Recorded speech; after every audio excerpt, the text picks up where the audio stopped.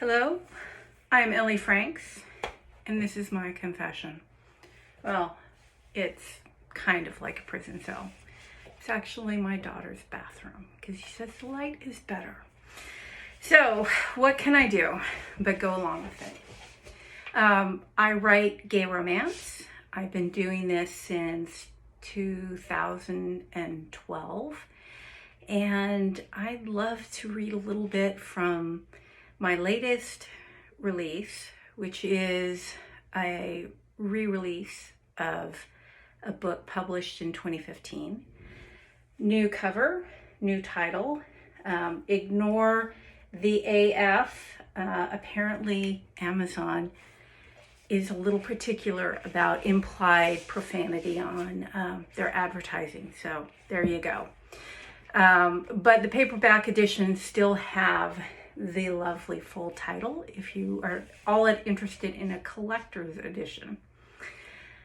That said, this is a story of a chef who finds out his partner in love and business has been cheating on him, and he manages to get himself blackballed from all the great restaurants in New York City.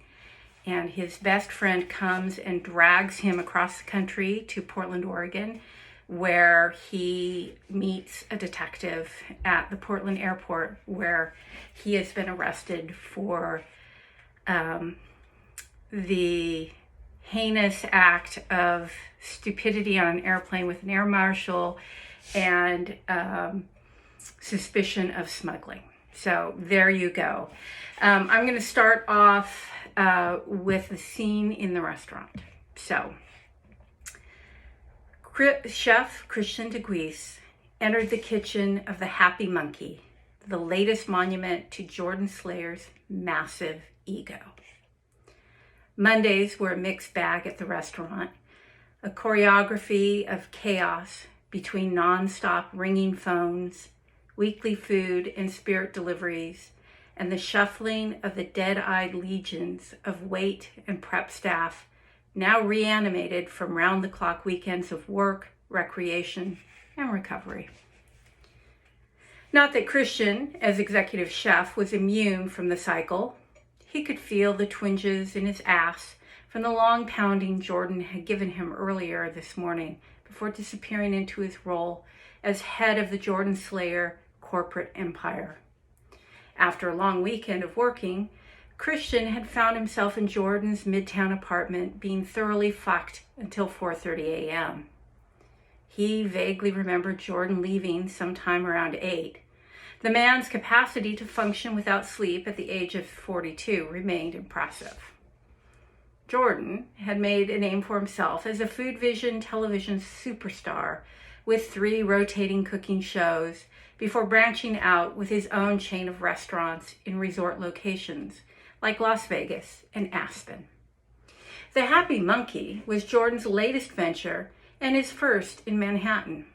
It was fine dining with ambitions of breaking into the ranks of Manhattan's elite restaurants. So far, between the good reviews for Christian's food and the star power of Jordan's name, the Happy Monkey was a solid hit. As Christian moved deeper into the kitchen to get to his office, one of the prep cooks finally noticed him. Uh-oh, Enrique hesitated, halting work on his mise en place, his chef's knife hovering over a pile of glistening yellow carrots diced into tiny cubes. Christian's brain automatically ran down the possibilities and decided these jewels were destined for the Moroccan lamb tagine special. Jordan had described it in loving detail as he slowly screwed Christian into the 1,200 thread count sheets gracing the custom bed in Jordan's loft. Food and menu planning were always a big kink for the TV chef. What? Christian paused, dropped his knife case on the counter, and snagging one of the perfect yellow cubes, ate it. It was sweet and crunchy, with a hint of floral top note. The tangine would sing tonight. Enrique flushed, but otherwise ignored him, dropping his head back down to concentrate on sending his knife flying through the root vegetables spread around his board. The prep cook wasn't usually so shy about eye contact, but it was a beautiful day and Christian was still basking in the afterglow of his early morning romp. Frankly, he couldn't be bothered right now. He made his way over to his tiny office in the back of the kitchen. The desk, scrupulously cleared on Saturday night, was already piled with mail, notes, and a case of wine samples left by a new distributor. He pulled out a bottle of a disappointing generic red blend. It would probably work for the staff meal, but maybe not. Everyone on his team had excellent palates, and they'd turn up their noses at the mediocre stuff if there were any chance Christian would cave and pull out something a little more drinkable. But you never knew until you tried. Sometimes they found the sweet among the sour grapes. He dropped the bottle back into the case and set the box on the floor. Back to sorting through the mess, Christian came across the entertainment section from Sunday's newspaper. Assuming it was a review Jordan wanted him to read, he tucked it under his arm and headed out to the bar to make a quad shot of espresso before settling down for his day. He had to check the invoices and rework one of the specials. The sous chef had left him a note telling him that their fishmonger had rejected the blue crabs, but he'd try for them in another week. He just settled down at the bar to sip his coffee when he opened the paper. So not a review. The sound of smashing porcelain rang out as Christian swept the espresso off the bar with his fist. "You fucking bastard!" Christian slammed through the door to Jordan's office without knocking. The executive suite was built on a mezzanine overlooking the dining room and faced with an entire wall of glass that revealed a private chef's table at one end and Jordan's desk at the other. From the dining room floor, the executive suite always reminded Christian of a giant aquarium, Jordan's relentless pacing mimicking the school of piranha circling their tank at the New York Aquarium. "Chris, what the hell? I'm in a meeting with the network. This is completely inappropriate." Christian barely spared a glance at the room full of suits before blasting back. "You want to know what's fucking inappropriate? It's cheating on me with some twat while I run your goddamn restaurant, making you look good to all these pretentious assholes." Christian swept a hand out, gesturing to those seated behind him with the paper still clutched in his hand. Jordan lost all color in his face as Christian slapped the newspaper down in front of him. The pages were folded back to reveal a cozy photograph of Jordan, arms wrapped around a statuesque blonde in a tiny silver micro dress as they left a trendy Soho eatery. Page 6 had spent several column inches speculating that perhaps Jordan had met the future Mrs. Happy Monkey, given the number of times he'd been seen escorting her around town over the last 6 months. "Christian, you're overreacting." "Fuck you, Jordan. If anything, I'm underreacting here. How long have you been sneaking around?" Jordan froze, then seemed to pull himself together after a quick glance at the startled faces around him. For the first time, Christian focused on the other occupants in the room.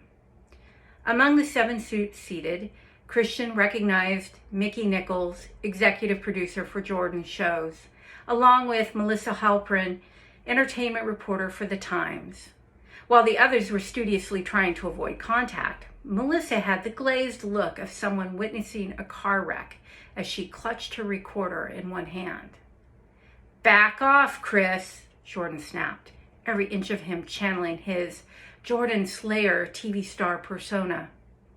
"I don't know what the hell you think you're doing, but this is none of your business. And for the record, I'm not gay." "Not gay? I find that incredibly unlikely, since you had your tongue shoved up my asshole not 3 hours ago. In my experience, that's usually a line a straight man won't cross." Chris would have been more satisfied by the horror on Jordan's face if the view weren't ruined by a sucker punch to the jaw. The blow knocked him backwards into the glass wall, panels shuddering and pinging. Mickey jumped up to grab Jordan, pulling the cheating bastard out of harm's way, while the sting of his mouth dissolved the last bit of Christian's self-control. You can deny it all you want, but there's also the fact you've been inserting your cock into every orifice of sufficient size on my body since I was 17. You're just one blowjob away from winning the award for world's most prolific cocksucker, Jordan. The mention of underage sex and blowjobs seemed to light a fire under Mickey. He shoved Jordan into a chair and started hustling everyone else out of the room. Melissa was no longer being shy about her interest and was furiously jotting notes into a small notebook, lingering as long as she could. Mickey finally shut the door in her face and turned the panels to opaque before making his own escape. 17? Jordan spluttered, shock ripping away his facade. I thought you had to be 18 to apply to the CIA. Jordan was probably thinking back to all the times he dragged Christian into an empty supply closet in the guest quarters at the Venerable Cooking Institute during their long weekend 8 years ago. Yeah, Jordan, you were so hot to get in my whites that you never slowed down long enough to ask. Not that it took very long, as I recall. You know, I never could tell if it was my tight ass you loved more or my perfect sauces. I guess it's a moot point now. Christian couldn't stop the memories from surfacing, overwhelming his pain. As an undergraduate attending the Culinary Institute of America, Christian had been assigned to help Jordan prep for cooking demonstrations. To say they'd hit it off would have been an understatement. In fact, upon graduation, Jordan came calling, luring Christian into hitching his professional career to Jordan's star. Bile rose in Christian's throat at the choices he'd made. Christian? Jordan broke into Christian's reverie. Staring at him, Christian barely recognized the man he thought he'd spend the rest of his life with. For Christian, their early professional partnership had quickly become personal. In Jordan, he found not only a mentor, but also a partner and friend. They'd done everything together, and even though Christian spent all his nights at the loft with Jordan, except for the late weekend shifts, Jordan had always resisted Christian's overtures to make it official by moving in together. Now he knew the reason why. Just the thought of it made the red tide of rage rise once more. I can't believe I never recognized what a low-life, no-talent, has-been, cheating scum you really are. Christian shook with emotion. The words snarled, hands clenched at his sides and jaw throbbing. Christian appeared tired and defeated, sitting with his head in his hands, but the look he gave Christian as he rolled his head to the side was mostly pissed. You're fired, Chris. Get the fuck out of my restaurant. So, this is Tasty. I'm Ellie Franks. You can find me at my website, www.lefranks.com. And I wish you all pleasant reading. Good night.